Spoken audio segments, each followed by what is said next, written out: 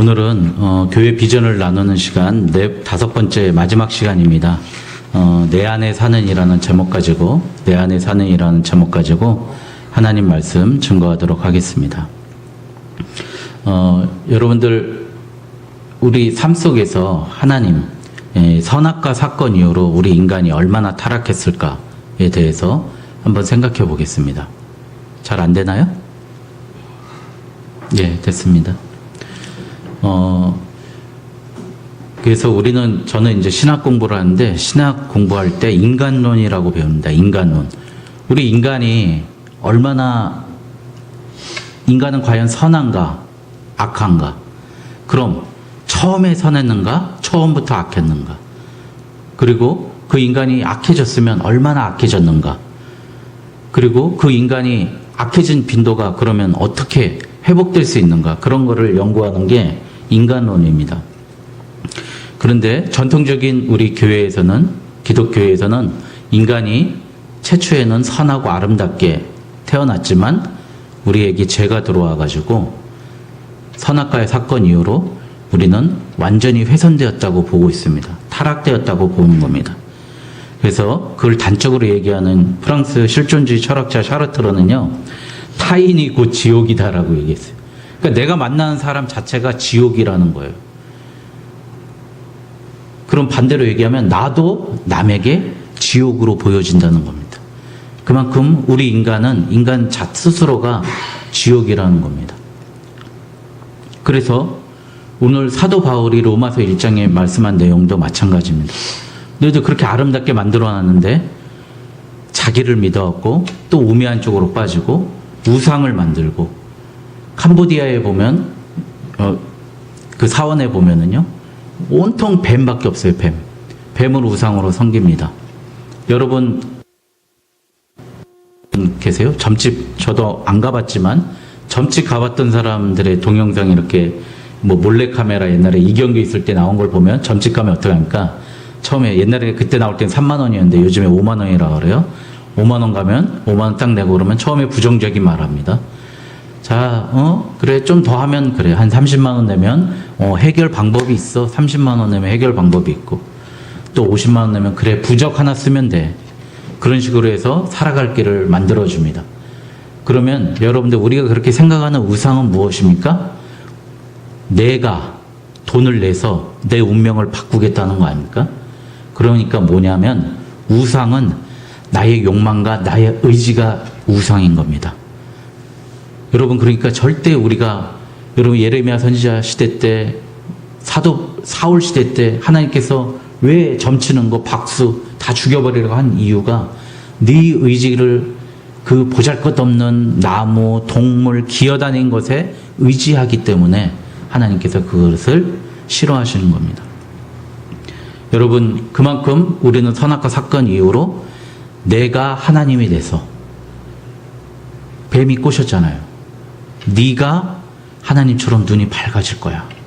내가 하나님이 돼서 나의 의지대로 살려고 하는 게 우리의 현 상태입니다. 그래서 오늘 이 시간에는 우리 안에 이것을 해결할 수 있는 문제가 무엇인가를 한번 알아보겠습니다. 여러분, 우리가 하나님을 거부하는 방법이 세 가지가 있습니다. 첫째가 자기 자신을 믿는 겁니다. 다 거짓이야. 성경도 거짓이고 하나님도 거짓이야. 하나님 없어. 이렇게 하는 겁니다. 두 번째, 아까 얘기했지만 우상을 섬기는 겁니다. 우리가 하나님을 거부하는 방법 중에, 아니야, 하나님은 이 땅에 존재하지 않아. 우리하고 뭐가 있어. 그게 바로 이신론이라는 거예요. 다른 신, 이곳에 있지 않은 하나님을 생각하는 겁니다. 또 세 번째는 아까도 얘기했지만 무신론자가 된 겁니다. 하나님을 없다 하며 하는 겁니다. 그런데 우리 인간에게는, 그래서 무신론자라도는 진화론을 신봉합니다. 주로 동물에서부터 변환돼 왔다는 거죠. 그런데 우리 인간은 동물과 다른 점이 몇 가지 있는데요, 우리는 부끄러움이 있습니다. 동물에게는 부끄러움이 없습니다. 또 미안한 마음이 있습니다. 윤리 도덕이 있습니다. 더 중요한 건, 내가 이렇게 하나님 모르고 살다 보면 나 이러다 망하는 거 아니야? 그런 마음을 갖게 합니다. 나 이러다가 심판받는 거 아니야? 그런 마음을 갖게 합니다. 저도 하나님 멀리 떨어 살아본 적 있습니다. 이러다가 나 죽는 거 아니야? 이러다가 언젠가 하나님의 심판에 있는 거 아니야? 그런 생각을 가진 적 있습니다. 그리고 그러한 작은 심판도 받아보고 고난과 고초도 겪어봤습니다. 그런 마음을 갖게 하는 게 바로 영혼이라고 부릅니다. 오늘 로마서에 나온 하나님께서 우리에게 그런 마음을 주셨다는 겁니다. 19절에 보면 이는 하나님을 알만한 것이 그들 속에 보임이라. 우리 속에 하나님을 알만한 것을 보여주셨습니다. 그리고 하나님께서 이를 그들에게 보이셨고 또 보이지 아니하는 것들 곧 영원하신 능력과 신성 그가 만드신 만물이 분명히 보여 알려졌나니. 그러니까 만물을 보면서도 우리가 하나님을 알 수 있다는 겁니다. 우리 이소연 박사라고 러시아의 우리나라 최초 우주인입니다. 가기로 했다가 러시아에 있는 기술을 몰래 빼어나다가 걸려가지고 노트에 이렇게 적어가지고 가다가 걸려서 이소연 박사로 바뀌었어요. 그 여자분이 라디오 칼럼에서 나와서 설명하는 걸 들었는데 깜짝 놀랐습니다. 나뭇잎이 이렇게 벌어져 있는데요. 나뭇잎이 태양을 보면서 벌어져 있는 이 각도가 540도씩 정확히 맞춰가지고 각도를 맞추고 있다는 거예요. 자기는 그런 걸 보면서 조물주가 계시다는 걸 알았대요. 우리 인간이 아무리 수학으로 계산하고 해봐야 어느 순간 빵 터져버리고 로켓이 날아가다 빵 터지고 실수하고 우리나라 아리랑 몇 호입니까? 3번째 만에 성공했지 않습니까? 우리 인간은 그런데 하나님께서 만들어내신 그것들은 진짜 신기할 정도로 정확한 각도와 시간과 계산, 행성이 움직이는 것, 모든 것을 보면서 자기는 하나님이 계시다는 걸 알았다고 라디오 KBS 방송에서 간단한 5분 칼럼에서 얘기한 걸 봤습니다. 이걸 바로 자연계시라고 합니다. 일반계시라고 그러고. 우리는 일반적으로 우리 양심과 가책을 통해서 하나님을 알 수 있습니다. 근데 우리가 전적으로 타락했다고 그러고 우리는 이제 제 아무리 노력한다 해라 그리고 죽어라고 돈 벌고 공부하고 사람 만나고 일한다 할지라도 모두 결론은 허망하게 무너지고 만다고 성경은 말하고 있습니다. 그래서 우리 안에 하나님이 계시다는 증거를 알 수 있는 방법이 몇 가지 있습니다. 우리 안에 하나님 계시다는 증거는 바로 3가지가 있는데 하나님을 향한 마음이 있습니다. 여러분들 하나님을 향한 마음이 다 있지 않습니까? 자, 그러므로 하나님을 향한 마음이 있으므로 우리는 인간적 한계에 대해서 고백할 수 있습니다. 그것이 바로 회개라는 겁니다. 그리고 우리가 하나님과 함께 할 수 있는 유일한 방법이 오직 예수 그리스도라는 사실을 깨닫게 됩니다. 이것을 다른 말로 하면 믿음이라고 합니다. 또 은혜라고 합니다. 그래서 오늘 말씀 17절에 오직 의인은 믿음으로 말미암아 살리라라고 말씀하십니다. 여러분, 근데 신학적인 논쟁이 또 여기 요새 많이 나옵니다. 자, 그래, 믿음으로 구원받아? 설마 그럴까? 아니야, 행함으로 구원받는 거야. 예수님께서도 분명히 말씀하셨어. 나의 뜻대로 행하는 자야 구원할 수 있다고 예수님께서 말씀하셨고, 야고보서에서도 말씀하셨고, 수많은 구약 성경에서 얘기했어. 너희들 성경에 나와 있는 대로 행하지 않으면 절대 구원받지 못한다는 노선이 있습니다. 그게 카톨릭적 노선이죠. 우리 개신교에서는 아니야, 그렇다 할지라도 믿음으로 하나님이 우리를 택해 주셨어. 우리는 구원받을 수 있어. 나를 구원해 주실 거야. 그런 개신교적인 노선이 있습니다. 여러분은 어떤 측을 선택하십니까? 저는 하나님께서는 우리를 택하시고 우리를 구원하신다는 개신교적인 노선을 걷습니다. 하나님은 그런 생각을 가지실 수 있습니다. 그러나 저는 전통적인 카톨릭적인 그런 노선이 맞다고 생각합니다. 나의 구원은 내가 이루는 게 아닙니다. 하나님에 있습니다. 구원은 하나님께 있습니다. 구원하심이 보좌의 어린 양께 있도다 말씀하셨습니다. 우리는 끝까지 두렵고 떨림으로 내가 구원하심을 믿습니다. 하나님 나를 구원해 주십시오라는 믿음 가지고 끝까지 정진해 나가야 됩니다. 그 길을 걸어야 됩니다. 그때 우리가 걸어갈 때 하나님의 예수 그리스도의 은혜가 필요한 겁니다. 여러분 믿으십니까? 여러분 예수 그리스도를 믿지 아니하면 성경에 나와 있는 아버지의 뜻대로 행하는 것을 할 수 없습니다. 그러니까 이런 거랑 똑같은 거예요. 내가 내 아내를, 내 여자친구를, 나의 남자친구를 너무 사랑합니다. 사랑해. 난 믿어. 내가 널 사랑한 걸 믿어. 그러면서 선물 하나 안 해주고 밥 한 번 안 사고 만남을 거부하고 카톡도 씹는다. 그러면 뭡니까? 그게 사랑하는 겁니까? 아니죠. 내 안에 예수님이 계시다면, 그 믿음이 있다면 분명히 우리는 하나님 아버지의 뜻대로 살 수 있는 겁니다. 여러분 믿으십니까? 여러분, 그러니까요, 요거는 닭이 먼저냐 달걀이 먼저냐 하는 논쟁이에요. 근데 어떨 때는 그런 걸 가지고 역이용해 가지고 너 헌금해, 너 뭐해, 너 3년 동안 수도 생활해. 카톨릭이 그런 거예요. 면죄부 팔았잖아요. 면죄부 왜 팔았어요, 여러분? 성 베드로 성당 지으려고 돈이 부족하니까 중앙에 있는 교황이 할당금을 분배한 거예요. 각 교구별로 할당금. 너네 몇 천만 원, 너네 몇 억 해가지고 와. 그러니까 그걸 팔아 먹으려고 하니까, 자 여러분, 지금 내는 것도 많이 내는데 더 뽑아내려고, 아버지 구원받은 거 알아요, 몰라요? 아버지 죄 많이 졌잖아요. 그러니까요, 지금 여기 헌금 내면, 내가 증서까지 줬어요. 면죄부 증서를 주면서 헌금 1,000만 원 내면 아버지 지옥에서 연옥까지 올려드릴 수 있어요. 그런 연옥이라는 개념을 만들어내가지고 그렇게 만들어. 그러니까 네 행위로 구원받을 수 있다는 그런 얼토당토하는 것을 만들어낸 겁니다. 여러분, 오늘 말씀에 나와 있는 오직 의인은 믿음으로 말미암아, 그 믿음을 누구를 믿는 거냐면 예수 그리스도를 믿는 것입니다. 여러분, 그렇기 때문에 우리 안에는 예수 그리스도가 살아계십니다. 그렇기 때문에 우리는 하루하루 건성건성 살면 안 됩니다. 엉터리로 살면 안 돼요. 내 안에 예수 그리스도, 독생자 그리스도께서 우리를 위해서 죽어주셨기 때문입니다. 나를 새롭게 만드셨기 때문에 여러분, 건성건성으로 살면 안 됩니다. 여러분, 저에게 용서하고 들으세요. 여러분, 우리 주일 왜 지키는지 아십니까? 왜 제7일 안식일 교인들은 토요일날 예배드리고 유대인들은 토요일날 예배드리는데 우리는 왜 일요일인 주일날 예배드리는지 아세요? 여러분, 예수님께서 금요일날 돌아가셨어요. 금요일날 밤에 엘리 엘리 라마 사박다니 절규하면서 나의 하나님 나의 하나님 어찌하여 나를 버리셨나이까, 그러면서 십자가에 못 박혀 돌아가셨습니다. 여러분, 십자가에서 못 박히면 어떻게 될까요? 제일 먼저 새들이 와서요, 뽑아먹기 좋은 게 뭐죠? 눈을 뽑아먹는데, 창자가 뚫렸어요. 창자에 나오는, 처절하게 죽으셨습니다.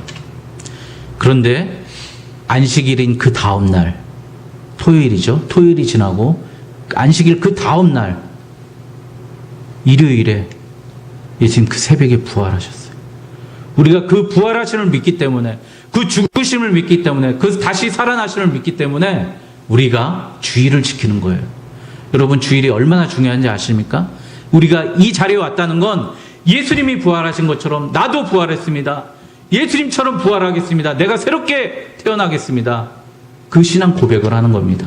여러분, 믿으시길 바랍니다. 나를 위해서 그렇게 죽으셨는데, 나를 위해서 그렇게 십자가 지시고, 나를 위해서 그렇게 살리셨는데 내일에 헛되이 살면 안 됩니다.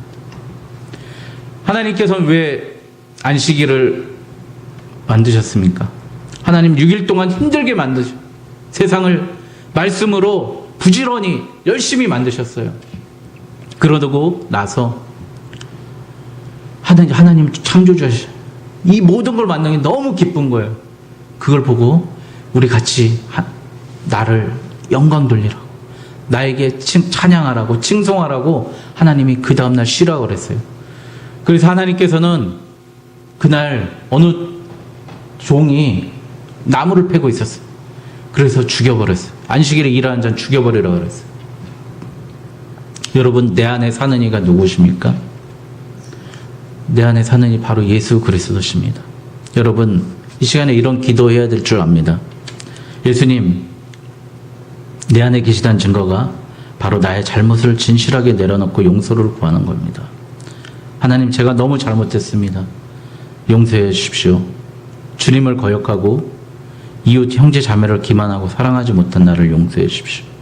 그리고 오늘 이 시간 나를 구원해 주십시오. 저는 이렇게 살면 죽음밖에 남아있지 않습니다. 하나님, 나를 써주십시오. 우리가 언제 죽을지도 모르고 우리 물질이 언제까지 있을지 모르고 얼마나 남아있지 아는 우리 건강, 하나님 부질없는 것에 쓰지 않고 육체 정욕을 위해 쓰지 않고 하나님 위해서 사용할 수 있도록 예수 그리스도를 십자가, 그 나를 살리신 십자가 증거를 위해서 살겠습니다. 이 마음을 가져야 됩니다. 오늘 말씀처럼 내가 복음을, 예수 그리스도를, 여러분 세상에서 예수 그리스도를 부끄러워하면 하나님도 이 다음에 우리를 부끄러워할 것입니다. 너희가 나를 외면하면 천국에서 나 너 모른다고 한다고 예수님 말씀하셨습니다. 여러분, 주일날 저 아는 동기가 주일날 11시에 결혼식을 했어요. 자, 주일날 11시에 결혼식 해서 우리가 가면 여러분 그 사람들은 뭐라고 그러는 있어? 너 멋져. 겉으로 그렇게 얘기하지만 속으로는 뭐라 그러겠어요? 비웃겠죠. 응? 저 교회 다니는 애 아니야? 교회보단 그래도 나를 더 중요하게 생각하네? 속으로 비운다. 우리한테 비아냥거린다. 여러분, 우리가 믿음으로 살지 못하면, 믿음으로 나아가지 못하면 비아냥거립니다.